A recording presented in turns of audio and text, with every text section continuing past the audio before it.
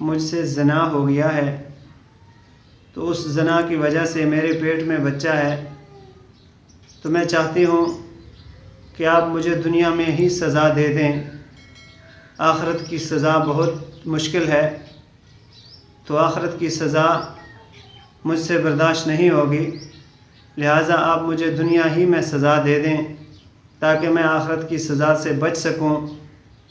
تو حضور صلی اللہ علیہ وسلم نے فرمایا کہ بچہ کہاں ہے؟ جس پہ انہوں نے کہا کہ وہ بچہ ابھی میرے پیٹ میں ہے۔ تو حضور صلی اللہ علیہ وسلم نے ارشاد فرمایا کہ واپس چلی جاؤ، جب بچہ پیدا ہو جائے اسے لے آنا۔ چنانچہ کچھ عرصے کے بعد وہ عورت واپس آئی، دوبارہ آئی اور کہا یا رسول اللہ یہ بچہ ہے۔ تو حضور صلی اللہ علیہ وسلم نے فرمایا کہ واپس چلی جاؤ، اس بچے کو دودھ پلاتی رہو، جب اس کا دودھ کا وقت پورا ہو جائے گا، کھانے کے لائق ہو جائے گا تو اسے لے آنا۔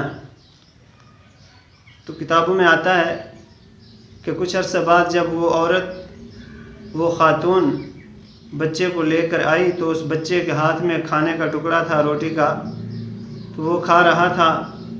تو اس عورت نے کہا کہ یا رسول اللہ بچے کا کھانے کا جو ہے اب وہ شروع ہو گیا ہے، اب وہ اپنے خود یعنی کھانا کھا سکتا ہے، دودھ کا وقت میں نے پورا کرا دیا ہے۔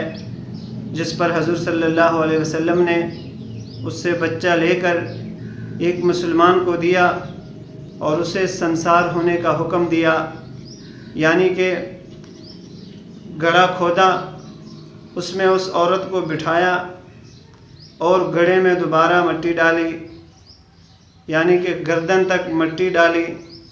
اس کے بعد حکم دیا کہ اب اسے پتھر مارو۔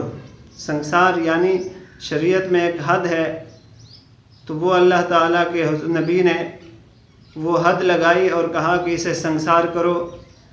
تو لوگ جب پتھر مارنے لگے، اس میں خالد بن ولید رضی اللہ تعالی عنہ نے جب پتھر مارا اس عورت کو، اس کے سر میں لگا اور اس کا خون خالد بن ولید کو لگا، جس پر خالد بن ولید بہت غصے ہوئے اور ایسے برے الفاظ کہے۔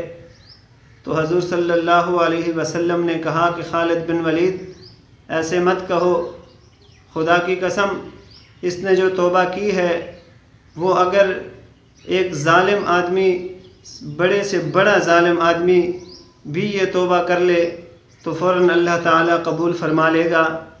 تو اس کے بعد حضرت عمر رضی اللہ تعالی عنہ جب یہ مثلاً عورت جان سے چلی گئی، انہیں نکالا گیا، غسل وغیرہ دیا گیا، جب جنازے کا وقت آیا حضور صلی اللہ علیہ وسلم کو حضرت عمر رضی اللہ تعالی عنہ نے فرمایا کہ یا رسول اللہ آپ اس زانی عورت کا بھی جنازہ پڑھائیں گے؟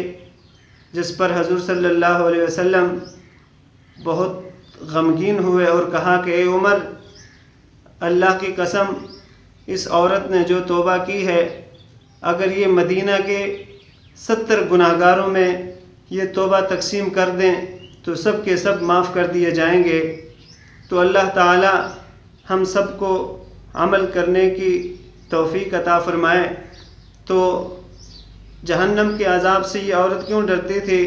ایک مرتبہ حضور صلی اللہ علیہ وسلم نے جبرائیل سے فرمایا کہ جبرائیل جہنم کا کوئی تذکرہ فرمائیں۔